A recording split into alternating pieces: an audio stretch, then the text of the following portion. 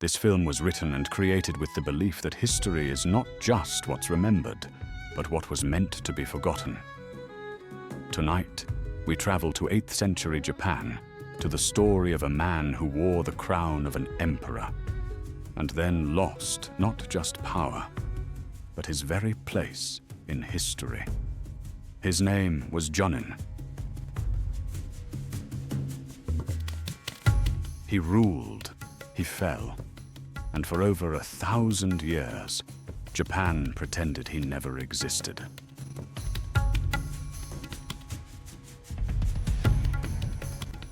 You're watching Hidden in History, where the shadows still speak.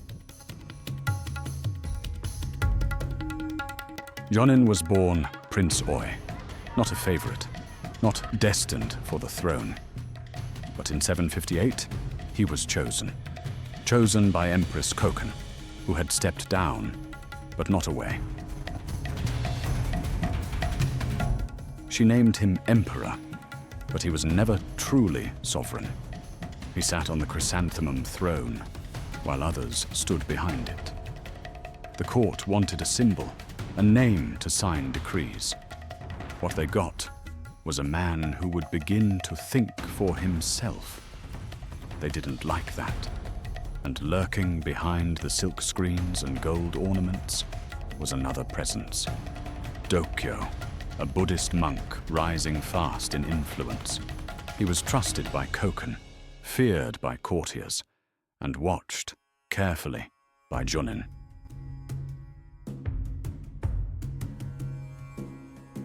At first, Jonin accepted his role. He signed what was placed in front of him.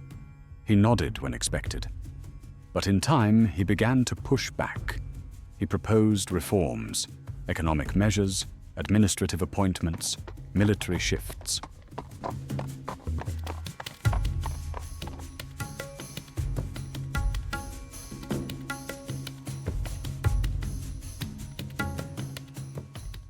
But his council ignored him. Some say his orders were never even read aloud. Meanwhile, Dokyo grew bold. He held audiences with the retired empress. He whispered of divine dreams and celestial visions. He called for temples, taxes, and authority. Not for the emperor, but for himself.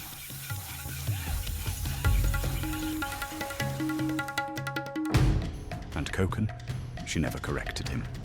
In fact, some say she encouraged him. Was Jonin jealous? Perhaps. Or maybe he saw something the others didn't. The slow, careful building of a parallel power, cloaked in religion.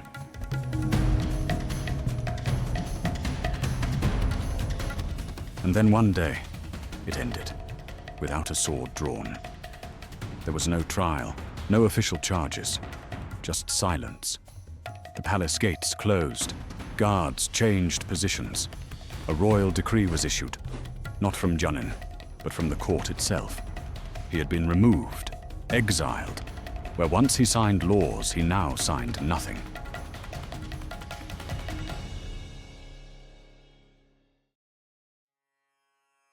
He was sent far from the capital, into mist-shrouded provinces, under house arrest. No protests, no resistance, just absence.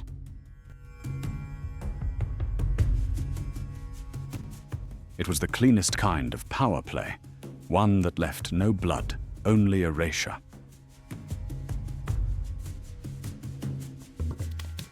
In exile, Jonin lived in quiet seclusion. A small villa, a few guards, limited contact.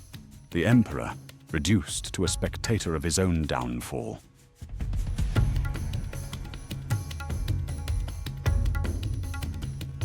He wrote poetry. Some of it survived, others were burned.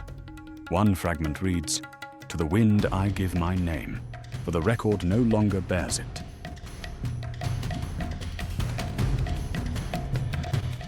In 765, just a few years after his exile, he died. How? Some say it was illness. Others, quietly, persistently, suggest poison. There was no investigation, no public mourning, only the turning of the page.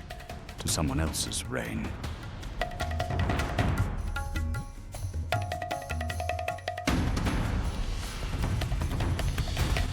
And then, the final stroke. The court ordered that Junin's name be removed from the official imperial list. Not noted as overthrown, not named as deceased, erased.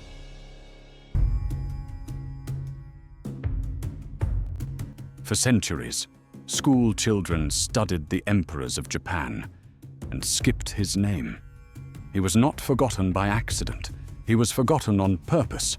A ruler wiped clean from the record. Why? Because he challenged power?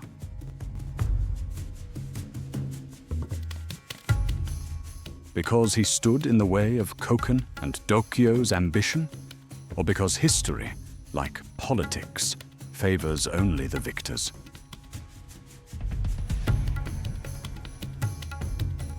Over 1,000 years later, during the Meiji Restoration, a time when Japan was rebuilding its identity, scholars reopened old archives.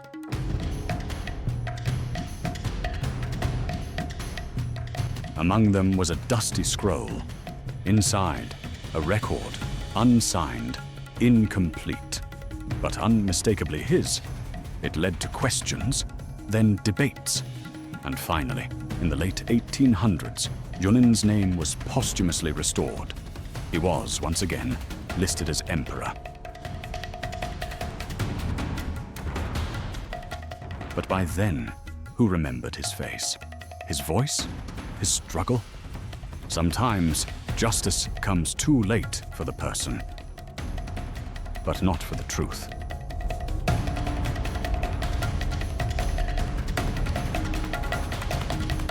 Junin never led armies. He never declared war. He tried only to rule, and for that, he was buried in silence. But silence, too, can be broken. His name is now written again, his legacy pieced together, letter by letter, fragment by fragment. He may not have shaped his age, but his erasure tells us everything about the age that shaped him. This was the story of Junin, emperor, exile, ghost, hidden in history.